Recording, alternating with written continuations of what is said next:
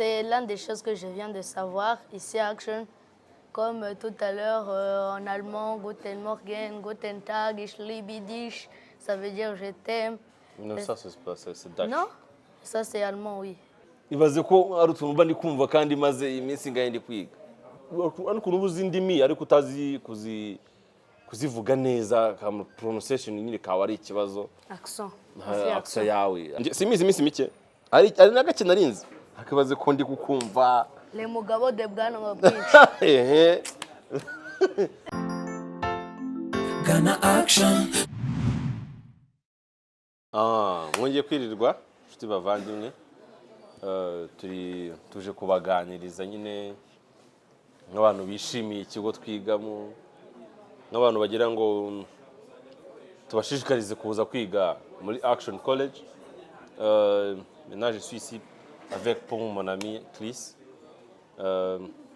Chris rero ni inshuti yanjye turigana bazi ko tuba twigana mu ishuri rimwe. Ubu nandi ndi kwiga igifaransa ngaho ndabona kimenye. Salut, comme vous le savez dans certaines vidéos de Kilaman, je suis comme si j'étais son accompagnateur, vous voyez, et on est ensemble dans la même classe ici à l'intérieur. Comme vous le voyez, il y a toutes les langues, et même on vient tout à l'heure de cuisiner des bons biscuits là qu'on a mangé là. Imaginez-vous qu'on n'a même pas mangé à midi, c'est ça qu'on a seulement mangé. Oui, c'est ça qu'on a à dire. Mais déjà, Et on a mangé. Qui? T'as Non, pas mangé c'est lui qui a un gros estomac. Moi, j'ai mangé le poulet et les biscuits et un peu de frites et du riz. Et maintenant, tu n'as pas mangé.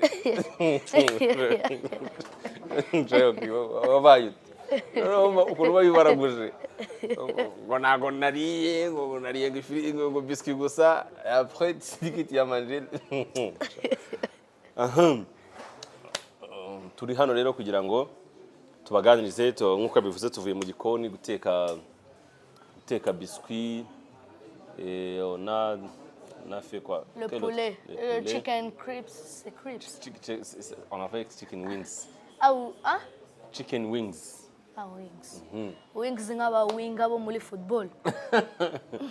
Kumva duteka inkoko deja video muzazibona. Ikindi quel autre on a préparé? On a fait biscuits, chicken wings. Pas l'autre. Rien d'autre, je pense. Yeah, give it to. Il y a rien d'autre. Ikindi byari biryoshye cyane. Ubwo rero twari turi kwigisha uburyo twari kubereka ko uburyo twigisha ibijyanye no guteka tureka kubivuga ku magambo gusa turanabibereka ibijyanye no gukora cookies bazitaga vanilla cookies hanyuma tubatekera chicken wing ntabwo twazitekaga twaberekaga uburyo bazitegura. So rero twanatestinzeho twumva Chida. C'était bon. Biryoshye cyane. Tumaze kuryaho twumva ni sawa turavuga ati kuki mutari kuza kwiga ariko harabura iki? Comme si on est là, il y a beaucoup de choses, comme vous le voyez, on enseigne le make-up. Il y a aussi les langues. Combien? Hein? Combien de langues? Je pense que, laisse-moi les compter. Tu vois, je suis un peu nouveau. Il y a anglais, chinois, espagnol, portugais, allemand et Français déjà. Et français aussi. Et Je pense qu'ils sont au nombre de Swahili. 8. Et Swahili, oui. Non, anglais, français, chinois, swahili, spanish. Spanish, c'est nique espagnol. Non, c'est espagnol. Oui. Et aussi l'allemand, des touches, Kidage. Oui, c'est l'allemand. Et même comme vous le savez, Kiaman, il sait quelque chose en allemand, Guten Morgen, il a appris ça. Moi, oui, je mais sais pas, non. tu viens d'apprendre ça, mais tu as oublié que ça vient maintenant. Guten Morgen, Non, Guten non, Tag. ça fait longtemps que je ne parlais pas. Non. Ah. J'ai déjà oublié, Il non? oublie. On dirait qu'il a soufflé sur la viande. So rero uretse n'ibyo rero tuvuye mu ndimi tubigisha ibijyanye no gukora makeup comme Chrissa Disa. Ikindi tukabigisha ibijyanye no gusuka, tukabigisha ibijyanye no gukora kudoda. Akandi kantu karenze cyane mujya mwirengagiza kandi k'ingenzi, candidat libre. C'est ça. Uraho wenda ufite ifungu ryo gusubira mu ishuri kujya kwambara uniforme ngo usubire mu ishuri kuri pupitre masaye ujya gusaba uruhushya rwo kujya kuri toilette. Don't be scared. Urikumva? So rero ugasanga ufite isoni n'ubwoba bwo gusubira mu ishuri mu uniforme, wenda ufite akazi kawe pas leta bwo kuba wajya kubikora, hanyuma ukaba waza hano muri Action College ukiga candidat libre, ugakora ukaba wiga ukajya gukorera rimwe ibizame n'abandi. Nyuma y'ibyo rero kwigisha ibijyanye no gukora imodoka, ubukanishi, Mécanique. tukigisha ibijyanye na electronique, buri kintu cyose uzi kijyanye n'umwuga.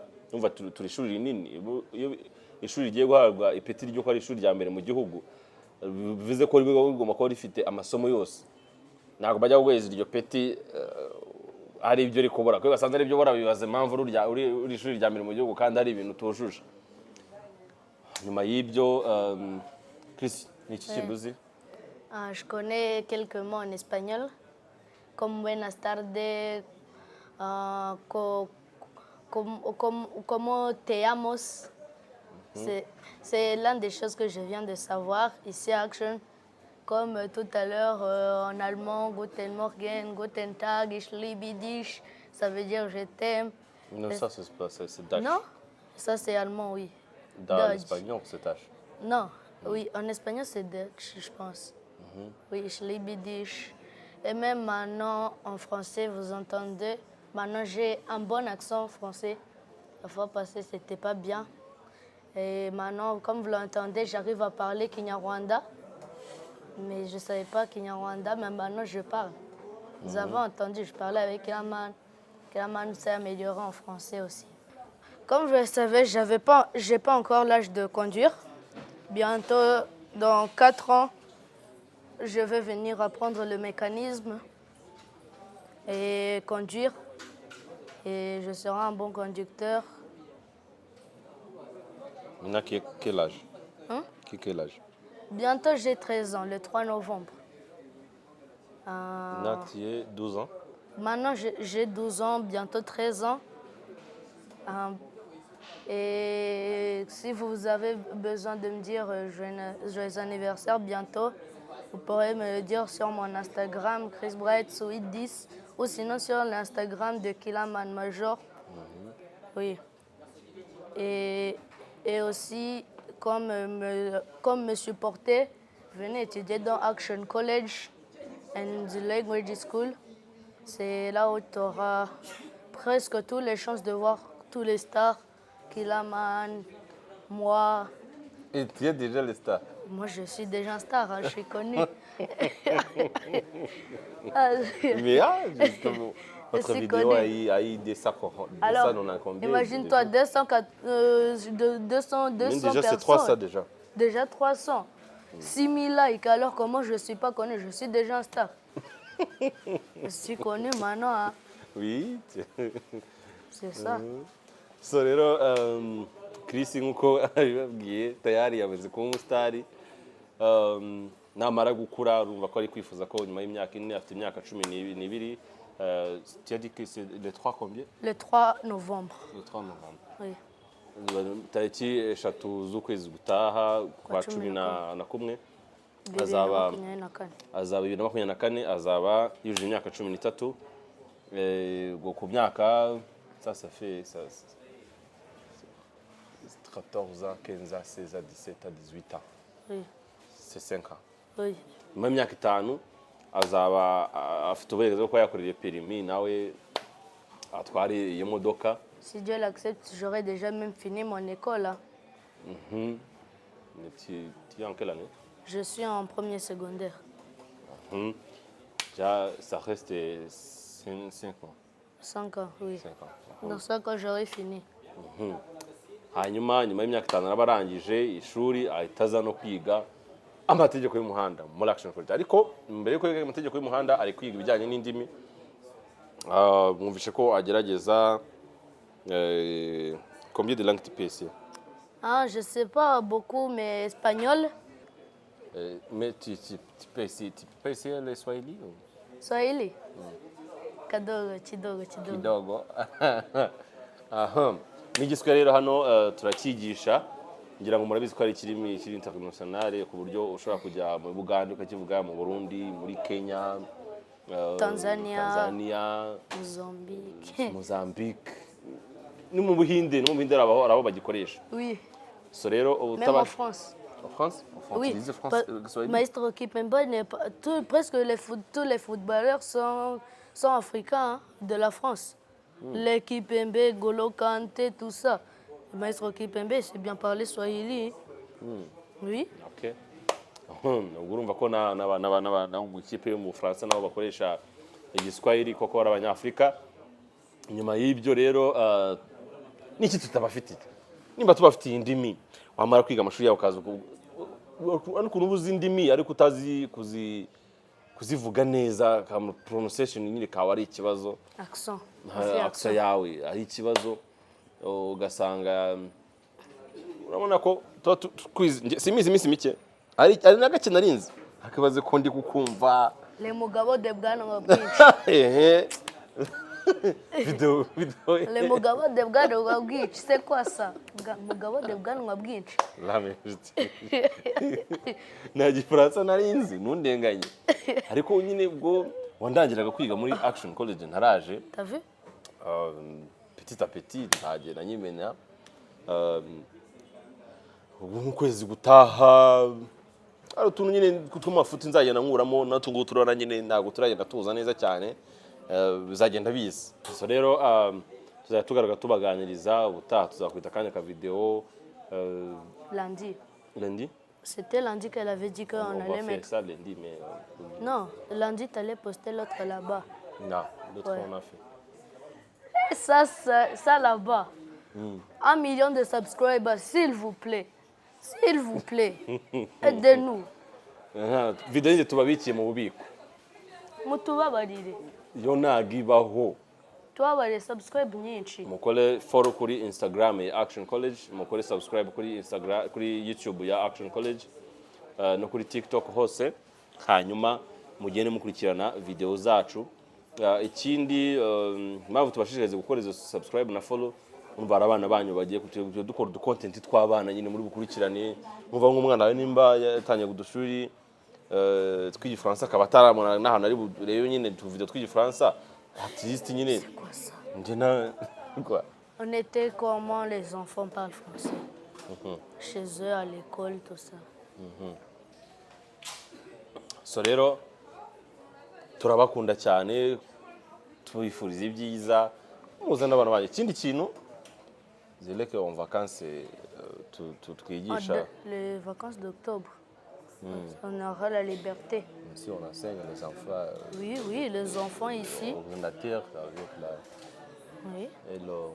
Kwisha abana muri vacances muzana abana banyu tubigishe computer, indimi, hari tundi indi myuga y'abana nyine tubigisha muri vacances kugira ngo abana bajye birirwa mu rugo bari gukina bazerera bamena amateleviziyo bakora iki nta kintu kimwe kikwinjira mu mutwe. Les taper. Non. Amenez-les ici, ils auront tout le bonheur. Donc, ils vont me voir, ils auront Kilaman, ils auront Tsabi, ils auront Aïcha, ils auront tout le monde vraiment pour les faire rigoler. Imagine-toi, moi et Kilaman, on fait rigoler les enfants, même les bébés enfants entendent nous. Et vous tapez votre enfant au lieu de leur donner la joie. Amenez-les, on leur donne la joie. Ils vont changer dans quelques jours, vous allez voir. On va les donner. On va donner quelques conseils de ne pas être à chaque fois dans la route, rentrer la nuit, jouer et avoir une limite. Ok, au moins les enfants doivent être chez eux à 16h le matin Il part à 12h ou à 13h jouer, il revient à 16h.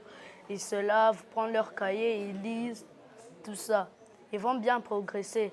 Comme j'ai commencé à le faire, parce que c'est le jour des études, j'avais arrêté de jouer parce que maintenant je suis une grande personne. Premier, secondaire, ça va. Les jouer, Si, j'ai arrêté. Je joue plus à la PlayStation. Oui. Oh, c'est bon. Je joue plus à la PlayStation. Je suis à chaque fois dans les cahiers pour que je termine vite l'école. Ouais. C'est bon. Ubu rero Chris ntacyo atababwiye yababwira ko mushobora kuzana abana banyu kugira ngo bajye birirwa mu muhanda bataha amasaha 12 kandi umwana bagomba gutaha. Attends, mais non, pas 18h. Il y a même des enfants que je trouve à 21h. Quand je suis avec papa. Oui, mais dans le quartier, je vois les enfants à 21h, ils disent ils rentrent. Mais non, ça, c'est pas de bonne manière que vous enseignez à vos enfants. Si un enfant rentre à 19h, non, 19h, 20h, 21h, non, ça, c'est pas d'accord. Mais moi, je suis grand. Ma dernière heure, parce que déjà quoi. Je suis pas grand, mais je suis adolescent vraiment. Et maintenant, je suis adolescent. Oui. Et j'arrive à rentrer parce que je fais football. Je suis un bon joueur dans le terrain. Je rentre comme les entraînements se terminent à 17h. Je prends vite fait une moto. Comme ça, mes parents, ils le payent. Je pars, je me lave et j'étudie. Un peu comme 1 heure de télévision, j'éteins, je mange et je dors. C'est ça un enfant à la maison. Tu te levais quand? Moi, moi je me réveille souvent tard. Même si je dors à 18h, je me réveille tard. Oui, je me réveille à 10h. À 10h? Oui. Je ne dépasse jamais vers les 10h. Oh. Parce que c'est le week-end. Le week-end, je me réveille à 10h. Parce que le jour de fatigue, je me réveille à 6h. Même si on entre à 8h30 à cause du rendez-vous de papa, on nous lève en même temps que ma petite sœur. C'est bon. Ubu rero ntacyo umwana atababwiye muzana abana banyu ariko nta kuntu tubakorera iki tubakorera udukontenti two muri français kugira ngo mubyemera ko action ntacyo bitakoze tubakorera iki ibaze ko ari utuntu mba ndi kumva kandi maze iminsi ngahe ndi kwiga aje ubundi unyohereje ahangaha rero mugane Action College ni hano mu mujyi niho dukorera muri floor ya mbere turi muri floor ya mbere ugikata neza ukirangiza amasikariye uhitugwa kuri office yacu mutugane tubigishe nanjye niho ndi kwiga rwose navuze ni ntago bibi byiza nabyihererana nabibabwiye cyangwa mbibasangize nyega ko naka interview kaza kubaryohera ko kararyoshye karimo ubwenge bwinshi cyane ubu naho butaha tuzatugaruka tubaganirize ibyo tumaze kunguka après français tuzata dukurikizaho espagnol après espagnol on va allemand anglais et swahili mais swahili moi je peux essayer nasema swahili uko bien laissez-moi mais nzaza hano bagihugure kibashe kuba cyiza noneho sasa kurushaho congolais.